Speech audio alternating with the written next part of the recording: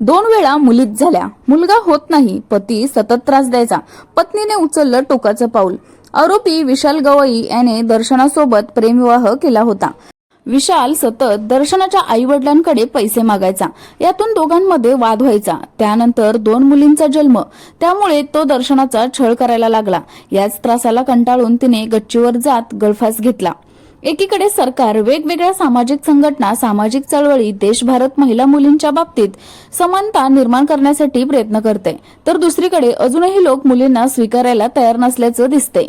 मुलगी का झाली, मुलगा का होत नाही, यावरून वेगवेगळ्या पद्धतीने मातेला त्रास दिल्याचं अनेक घटना आपल्याला दिसतात।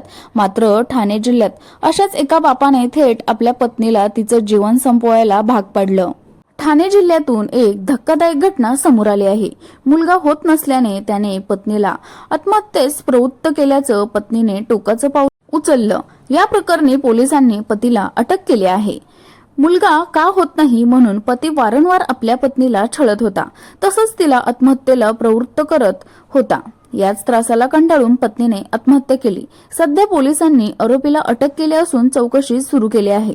पोलीस अधिकाऱ्यांकडून मिळालेल्या माहितीनुसार मूल होऊ न शकल्यामुळे 33 वर्षीय पती त्याच्या पत्नीला त्रास देत होता। यातूनच 25 वर्षीय पत्नीने आत्महत्या केली। या प्रकरणात पोलिसांनी पतीला आत्महत्येस प्रवृत्त केल्याच्या आरोपाखाली अटक केली आहे। तर अशा प्रकारे ठाणे जिल्ह्यामध्ये जी घटना घडली ती मी तुम्हाला थोडक्यात सांगण्याचा प्रयत्न केला आहे। तर प्रेक्षकाहो, तुम्ही आपल्या चॅनेलवर पहिल्यांदाच आला असाल तर चॅनेलला सबस्क्राईब करायला अजिबात विसरू नका। भेटूया आपण उद्या एका नवीन स्टोरी बरोबर, तोपर्यंत सर्वांनी काळजी घ्या। धन्यवाद।